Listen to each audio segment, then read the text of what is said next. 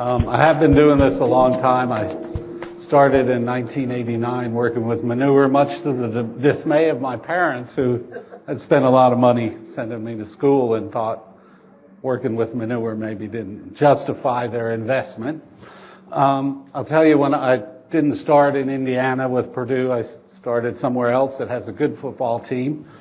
And the first introduction I got to the industry, the fertilizer industry, by my department head, one of the fertilizer dealers said, "I am sick and tired of blank, blank, blank, blank, bringing in people here to ruin our business."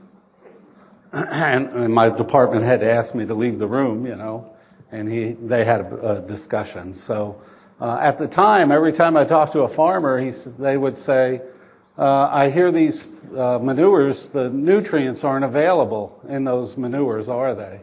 And I need to add just as much nitrogen and phosphorus as I would whether as fertilizer as if I didn't use manure, and all the micronutrients aren't available either." And that was the common perception throughout the farmers that I was working with.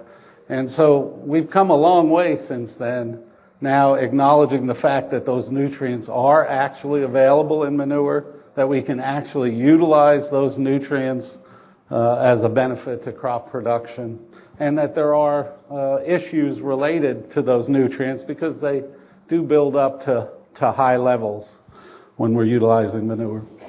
The other thing I noticed when I looked at the research that had been done, mostly in the 70s and early 80s, a lot of it was targeted to how much can we put on a single piece of land and not reduce yield or kill the crop. So there was the disposal attitude in the 70s, and just looking for a limited amount of land so we didn't have to haul manure, et cetera. Again, things have changed quite a bit.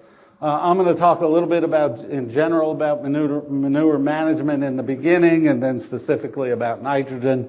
I don't mean to isolate nitrogen separate from phosphorus and potassium and all the other issues. You had plenty of talks today, and really you have to take a coordinated, holistic approach to managing manure. My presentation will be on my website by the end of the week, and it's soilfertility.info if you want to pull this up and look at it at a later date, since we don't have handouts. Manure is an economical source of nutrients, especially when soils test low in P and K. And we heard today with our talks that oftentimes we get an accumulation of P and K because we're going to try to primarily use the manure as a nitrogen source. Once those soil test levels get built up to a certain high level where you take many years to deplete those nutrients, we're trying to use that manure as a nitrogen source. So we want to use it as efficiently as possible, because really the only short-term value we're going to get from the manure is from the nitrogen component. And no matter what we say, utilizing this manure and recycling those nutrients to crops is the best use. We don't have any alternatives that can be adopted widespread. Well, why is it difficult to use manure? Even our highest nutrient concentration, the poultry litter, poultry manure, is a fairly dilute source of nutrients. You're talking about on a as-is basis, typically less than 5% NP and K, and in the liquid manure is substantially lower than that. We heard earlier about sampling. Manure composition can vary quite a bit by the age of the animal, the diet, the handling system, the season, control of water. I think one of the biggest improvements that I've seen in almost 30 years now is the utilization of water and the efficiency of water use in the rearing facilities, and having manure that's drier, therefore a higher concentration, And also from a nitrogen standpoint, the drier the manure can be kept, the less water that's introduced, the more aerobic that manure is, the more nitrogen is actually retained in the manure and can be transferred to the fields. Manures are complete nutrient sources. The micronutrients are available, phosphorus, potassium, and of course nitrogen's available too, but when they're used for, based on their nitrogen content, you over-apply most every other plant nutrient. Retaining more of that nitrogen in the manure through handling helps with that because it concentrates the nitrogen, reduces the losses from the facility, and makes it a better balanced fertilizer. And then I think one of the things that's really overlooked a lot is how difficult it is to be uniform with the manure. We're going to have to make decisions on whether we need more nitrogen or whether we have enough. And it's not that important for phosphorus and potassium when you have way more than you need in every part of the field. But when you're trying to manage nitrogen closely to provide what is necessary, then non-uniformity becomes an issue because you have areas of the field that don't have enough and other areas that have too much. So just a few steps here, kind of review. We need a good sample. We need to know the nutrient content. And we have to have a reasonable assessment of how available those nutrients are. And again, that's most difficult with nitrogen. We need good soil sample and a requirement of the crop to be grown. Speaker earlier talked about crop removal of phosphorus, particularly when soil test phosphorus is high. Those levels of nutrients in the grain are fairly consistent and have stayed fairly similar over the last 30 years. That's one of our best estimates in doing our nutrient manure and nutrient calculations is what's actually removed from the field. Of course, we want to be, uniformly, we talked about that at the correct rate.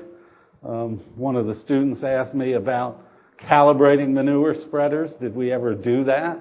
Sure. We put out tarps and pans and caught the manure in the field in our research, and most of the growers that I worked with, of course with liquid it's not as hard, but with solid manures, poultry manures, you need to know how much you have in your spreader and kind of adjust it to put out the right amount for based on the nutrient analysis and the desired application rate. We need to reduce or supplement with other nutrients as well, and primarily we're going to be supplementing with nitrogen and eliminating the commercial applications of P and K and micronutrients.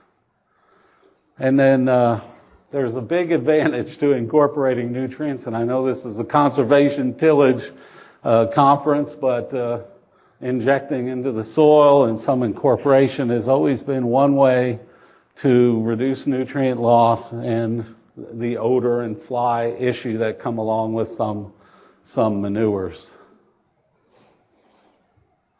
And then above and beyond that, there's other conservation practices that help filter that water as it leaves the field and help to reduce some of the nutrient impacts of those nutrients.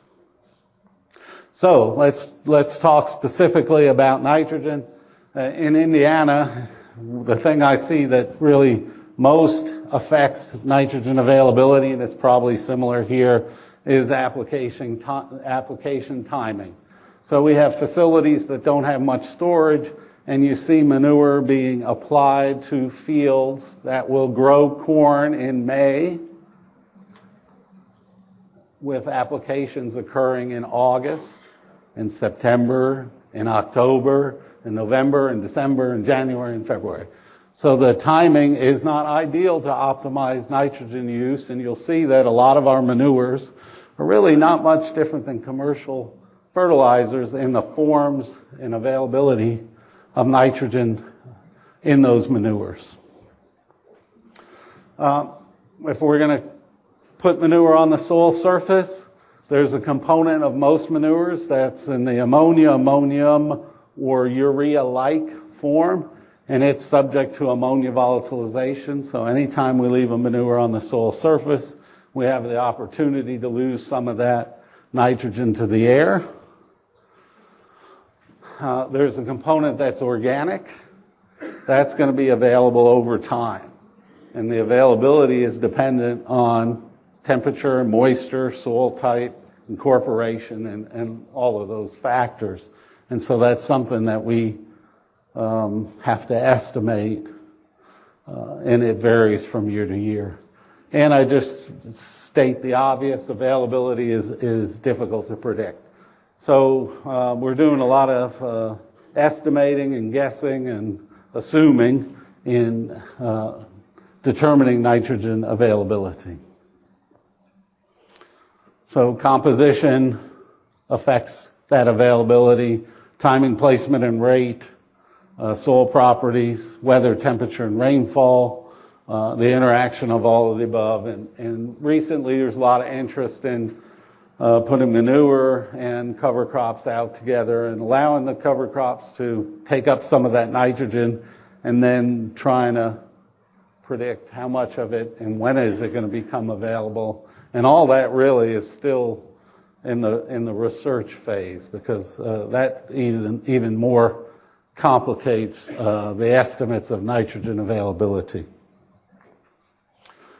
All right, so manure analysis. I think most laboratories nowadays estimate both ammonia or ammonium nitrogen and organic nitrogen. Most manures, unless you do composting, poultry litters, most of the time nitrate is inconsequential or absent from the manure. So we're basically dealing with what's reported as ammonia or ammonium nitrogen and organic nitrogen. There's also some urea and urea-like compounds that are in manures, and they're generally represented in the organic nitrogen fraction. And they would be more available, their availability would be more like ammonia or ammonium. So here we have a poultry litter, and the total nutrient content here in these two columns is reported on a wet weight or an as-applied basis. And you see here we have the total nitrogen, which is broken out into ammonia, nitrogen, and organic nitrogen. They actually measured nitrate nitrogen, and you see it's a very small value, so they didn't even calculate how many pounds per ton nitrate were in this particular poultry manure. It reminded me of when in 1989 we started a manure analysis program at the university I was at the time. And I produced a report something like this. And this old crusty professor said to me, "Have you ever taken a manure sample?" And I said, "I've taken a few." He said, "Have you ever spread manure?" I said, I've spread some. He said, "Do you really need to report the nitrogen content of the manure to 2 decimal places, given the variability in manure sampling and manure and the spreading ability of the people that you're going to be working with?" And I said, "I guess not." So don't get too into the numbers here. You know, we don't need to carry it to 2 or 3 decimal places. Basically, there's about 40-something pounds of organic nitrogen per ton in this manure, and about 13 pounds of ammonia or ammonium nitrogen. The solid manures are going to be more organic nitrogen and less ammonium nitrogen, and this 1-to-3 or even a 1-to-4 ratio would be pretty common in poultry manures, depending on how the manure is handled. So it's important to recognize that total N and available N are not the same thing. There's a fraction of that organic N that even when we would incubate it in the laboratory under ideal conditions, you can never find. So it's in some compound that's not going to release, over the course of a year or year and a half.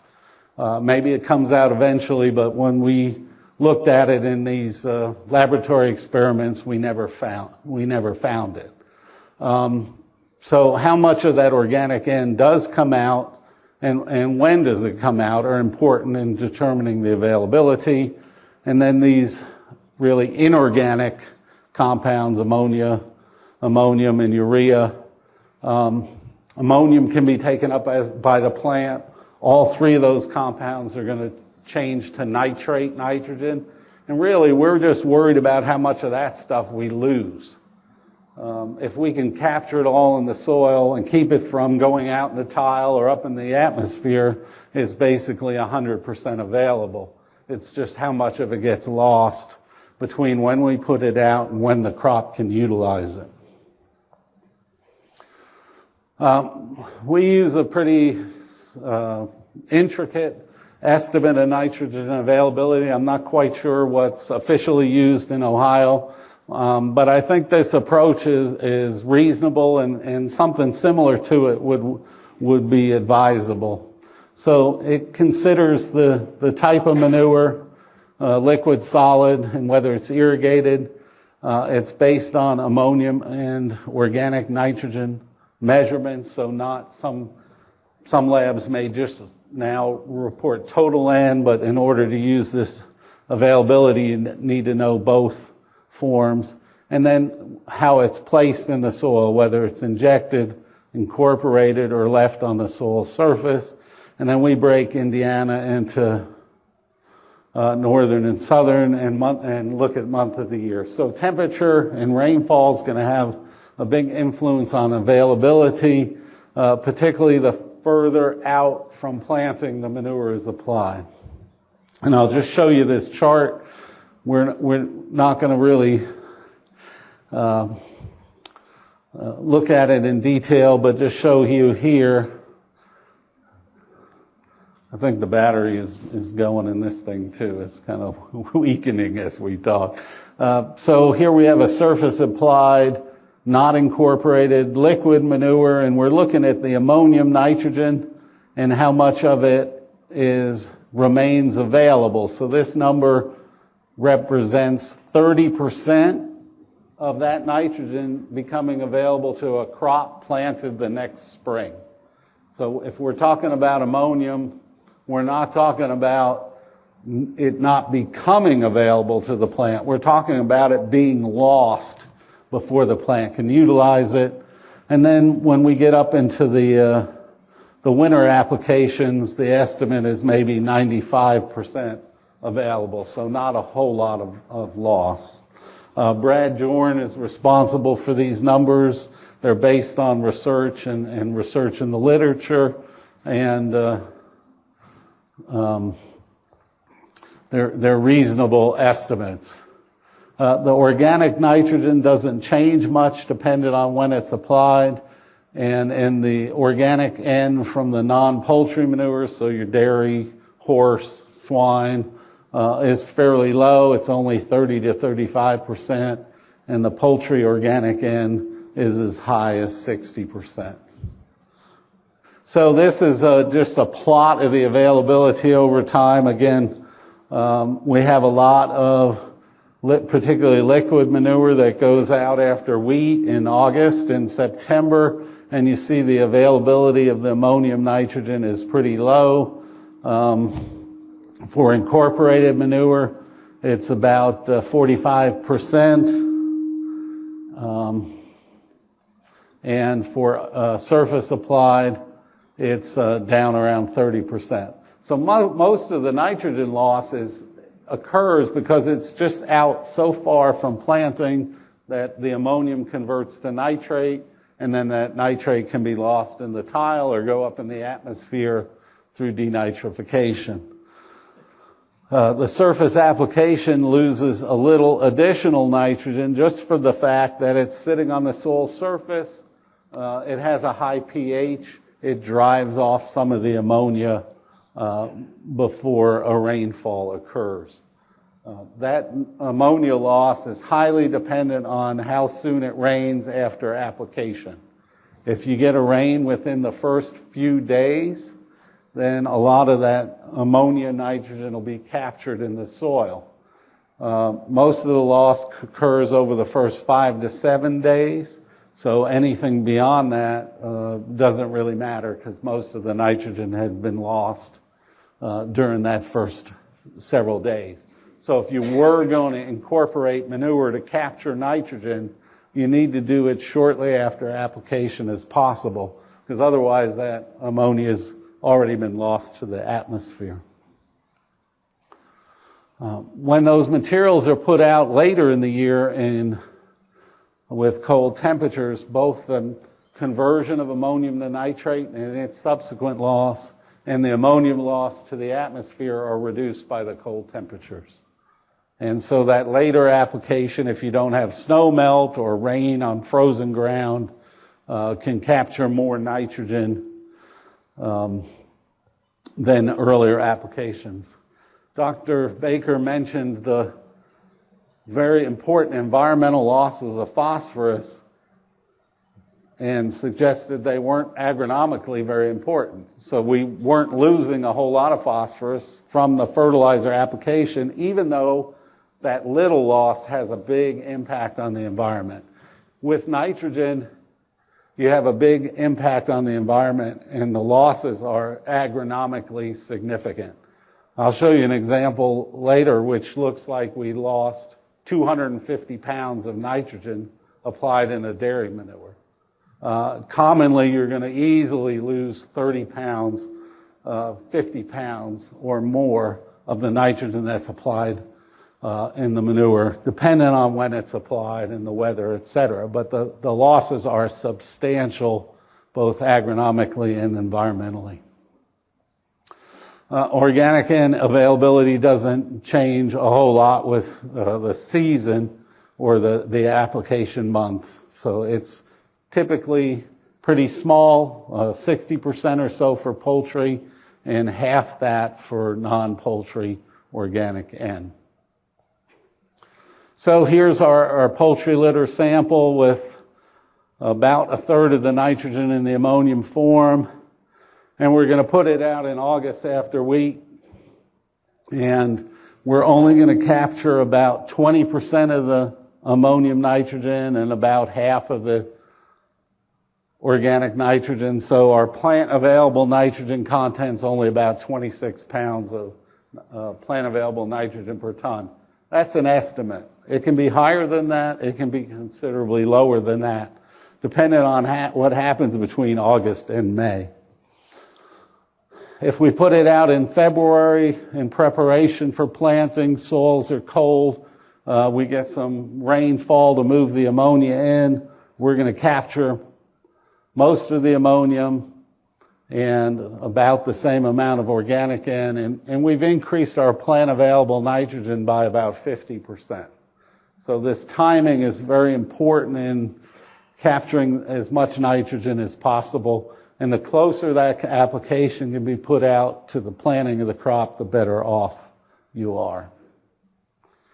A dairy lagoon liquid, the liquid manures are going to be equal or more ammonium than organic N, and so the surface application has the potential to lose a larger percentage of the total nitrogen that's in the manure.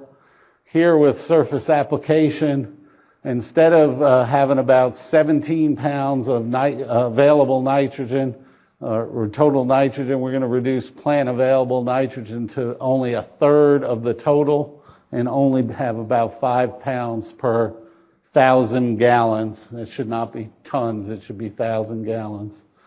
And then if we can wait till February, we double that plant available nitrogen. So again, timing is the most important component. So that's just an estimate of availability dependent on all those factors we talked about, and a lot dependent on the weather. The availability can vary from season to season. So we worked with a farmer that periodically uses dairy manure in his operation. So I think every other year, or every third year, he contracts with a neighbor farmer to put about 14,000 gallons of dairy manure, depending on the weather, sometime in October and November. Most of it he shoots to get on in early November if the weather cooperates and the soils are not too wet. Each time he takes a sample, typically it has about 250 pounds of nitrogen per acre, and with an estimated availability based on those calculations I showed you earlier of about 130 pounds of available nitrogen per acre. We had done a number of trials with him on his non-manured land, and we found that he needs about 200 pounds of nitrogen, commercial fertilizer nitrogen, side dress to maximize yield. So we're putting out 130. We would expect that he's going to need more in the spring of the year because he's going to lose some of the nitrogen from the manure, and some of it, organic fraction, wouldn't be available. So beginning in 2010, he said he learned enough about his non-manured ground. He wanted to do these field trials with his manured ground and look at nitrogen response. So in the first year, we put out different rates of fertilizer, starter only, about 35 pounds of nitrogen, up to about 150 pounds of nitrogen, so 35 starter and about 115 side dressed. We looked at this response and compared it to the previous 4 years that we did trials on his non-manured ground, and it was no different. We never reached maximum yield, and we estimated that it may have been like his other trials, and we probably needed 200 pounds or so nitrogen to maximize yield. Basically, he got no nitrogen value out of that manure that he put out in the first week of November.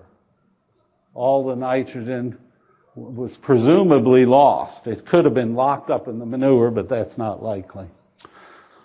So in 2011, we expanded our N rates.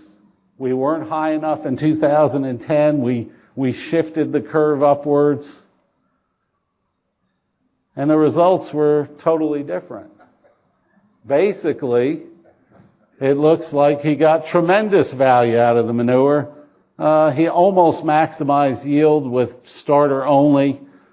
Surely by this 100-pound mark or so, somewhere between there and there, he maximized his yield, and it looked like maybe the estimate of availability wasn't too bad.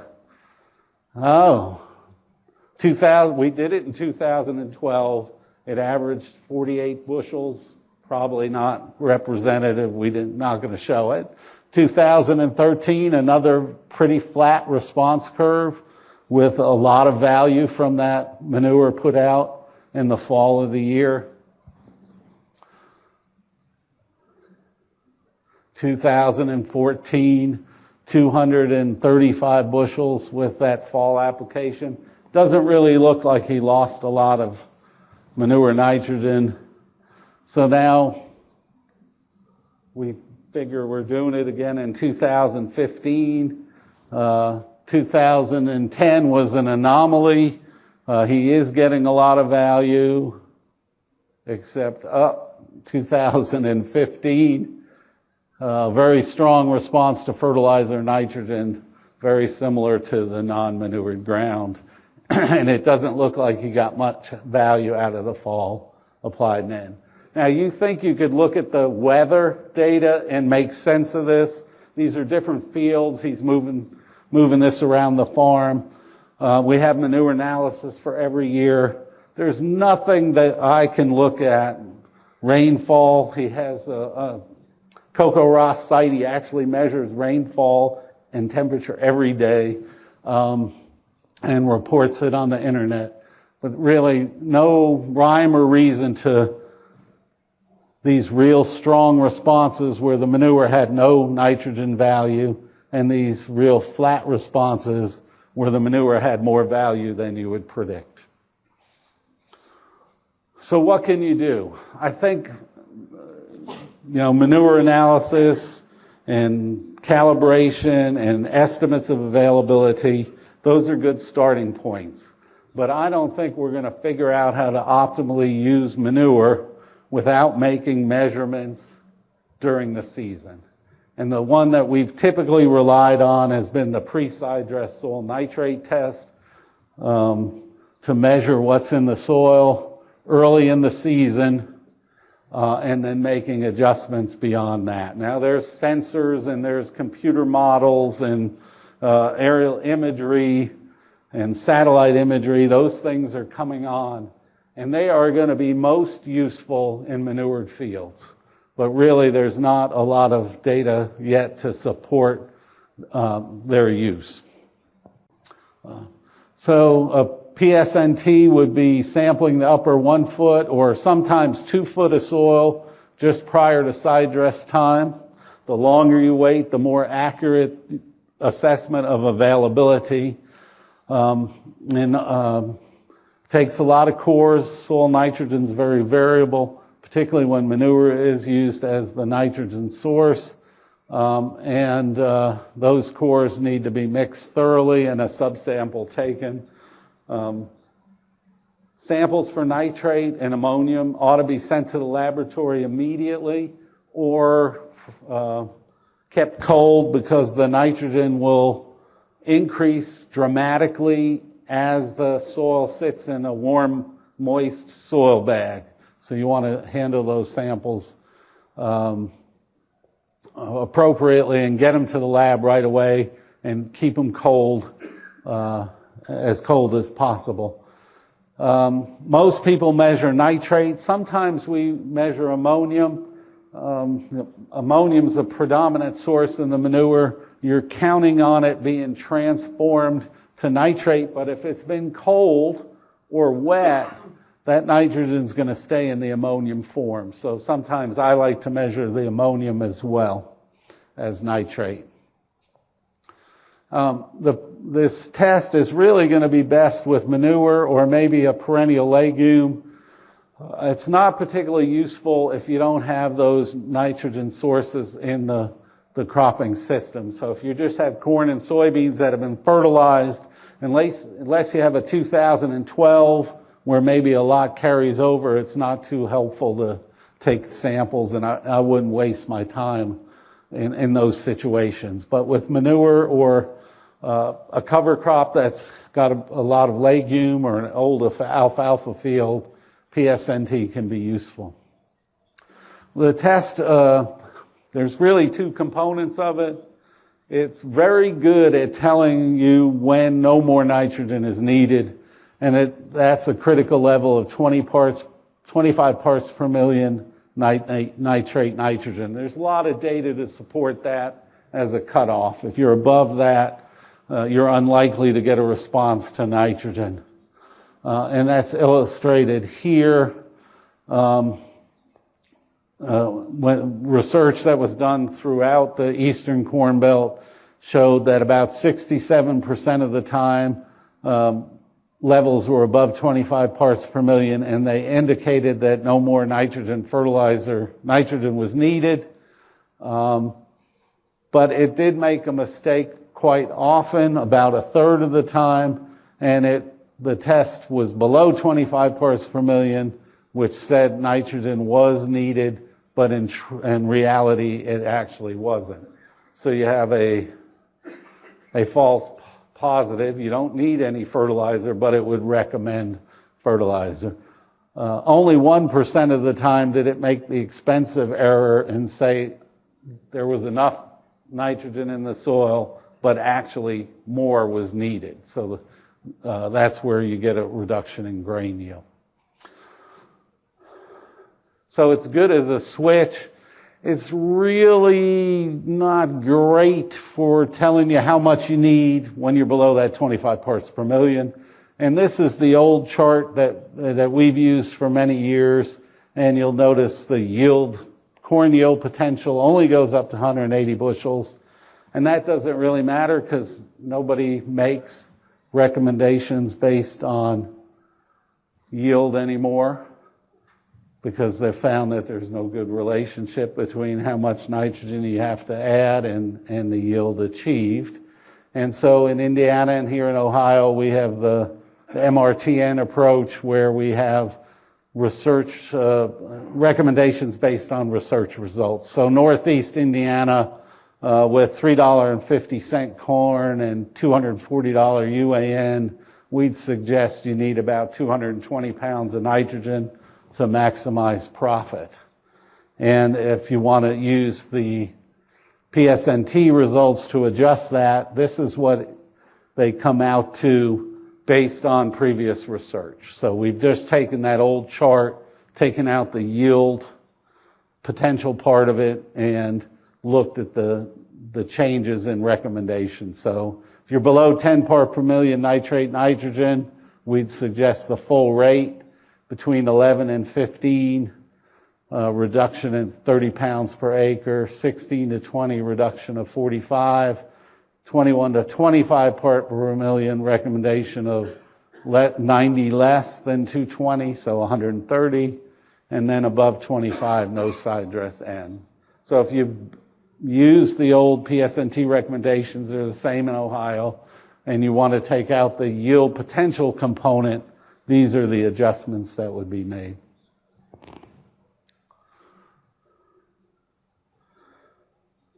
The other thing that we found to be useful, of course not to make adjustments during the growing season, but to get a feel for the availability coefficients and the program in general, how well it's taking advantage of the nitrogen, is this end of season corn stalk nitrate test, where you begin about 6 inches above the soil surface and take an 8-inch segment out of the stalk. Initially, the research had been done to show to take samples 2 to 3 weeks after black layer. And then people that were raising silage were interested in going earlier, and Penn State did a lot of research that showed that the results were the same whether you were a quarter milk line, which is a couple weeks before black layer, up to 3 weeks after black layer. So they expanded this sampling zone to go earlier in the year, which is great for silage. It's also more pleasant, I think, to be out there at that time taking samples, and you don't have to worry about the combine eating you up either. So the test is misinterpreted a lot. It's really useful for identifying adequate to excessive N, but it's not very helpful to tell you if you're deficient in nitrogen, and I'll show you why. We have a pretty recent update on this, and then Purdue Sylvie Bruder has another publication that's very helpful if you want to do corn stalk nitrate testing. I'm going to show you some data that we got from our strip trials and on-farm tests in assessing the end-of-season corn stalk nitrate test. All right, just a little bit on why it works. On the top here, we have a nitrogen trial, and we reported the grain yield in bushels per acre. We had something about 35 pounds of nitrogen, about 90, all the way up to a little over 250.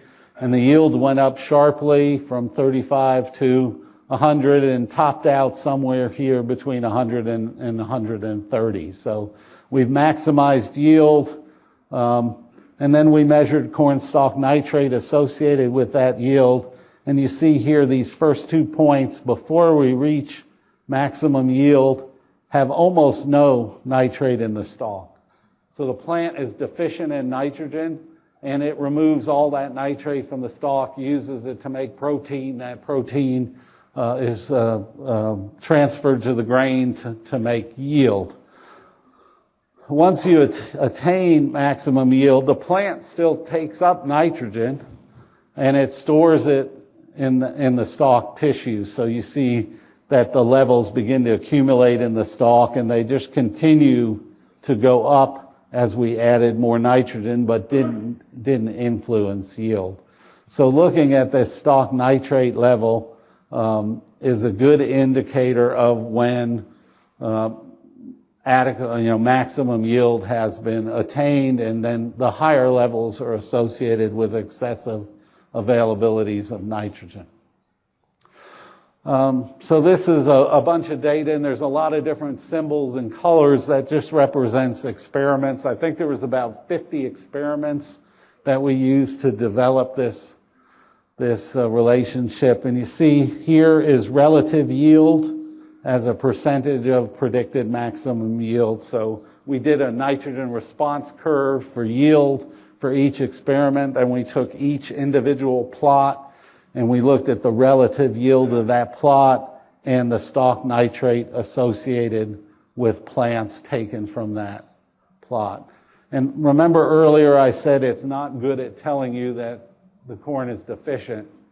So here at low levels below 250 parts per million, yield goes from anywhere from 20% to over 100%.